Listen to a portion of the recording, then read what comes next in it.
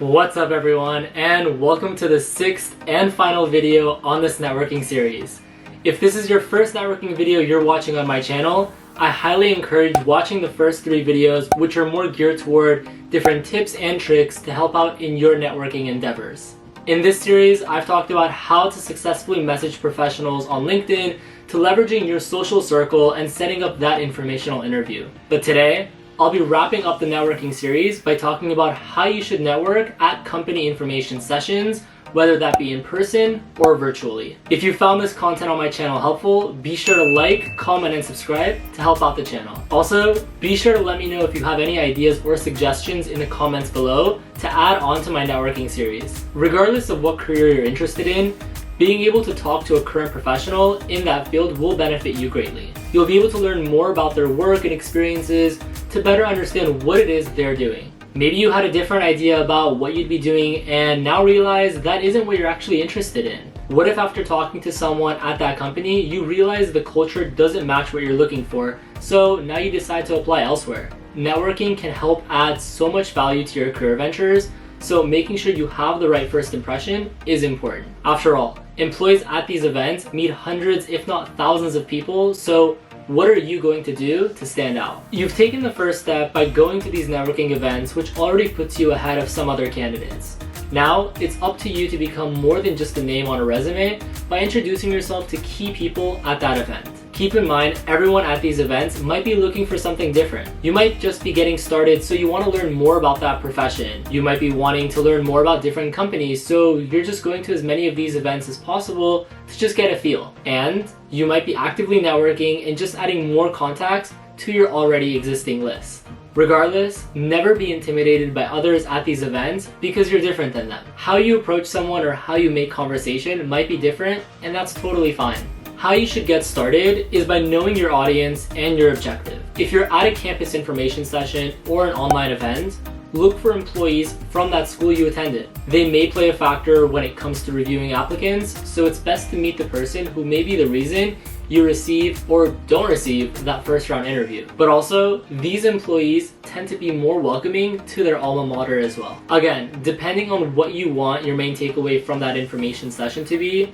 decide whether you're wanting to meet newer hires or senior employees. Newer hires tend to be more involved with the recruitment process, whereas senior hires can share more experience and knowledge about their profession. Keep in mind that these employers or recruiters meet hundreds of people and sometimes read thousands of resumes, so make sure your first impression counts. It's always best to introduce yourself with your full name. There are tons of Johns and Janes in this world, so make sure you're unique and memorable so that when they read your resume, they remember which John or Jane they spoke to. What I like to do after is give a brief elevator pitch of who I am, just to introduce myself, then dive into the questions I'd like to ask them. Keep your questions open-ended and informative to get the most out of your conversation. If you're at a mixer with other applicants, limit your questions because it's not really a one-on-one session. Ask them about their experiences at the firm or a memorable project. You can even follow up with a question that came up during the information session of that event.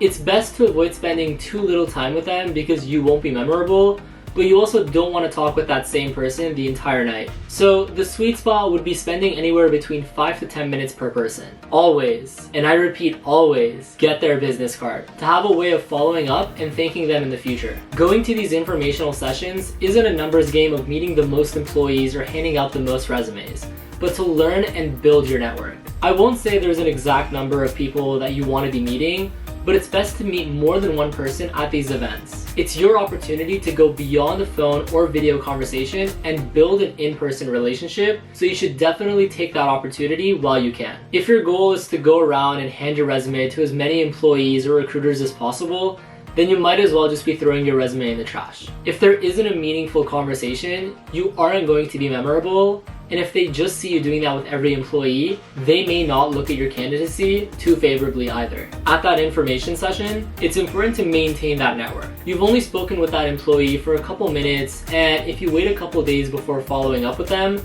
they're likely to have forgotten you. I'd recommend messaging them the next day and thanking them for the chance to speak to you. A bonus tip here is to make sure that it's as personal as possible, so appropriately mentioning that joke or common interest would really help remind them of who you were. From there, See if they're open to scheduling another conversation, but one that's more in-depth to answer any other questions about that company, or to see if they're open to giving feedback on your resume. So as we've seen, there are tons of benefits that come to these informational sessions and being able to network successfully. Making a positively memorable impression during these events can be tough, but extremely valuable, especially when the time comes to review for applications. Be diligent with how you network at these events to get the most out of your time. And even if those conversations don't provide the outcome you were hoping for, you were still able to build confidence by going up to these individuals to introduce yourself, as well as improve your communication skills. In addition to these, you were able to learn more about that company, which can help in the long run with your decisions of moving forward when submitting an application. With that being said, I hope you found the sixth and final video in this networking series to be helpful. I've tried to hit every main topic when it comes to networking,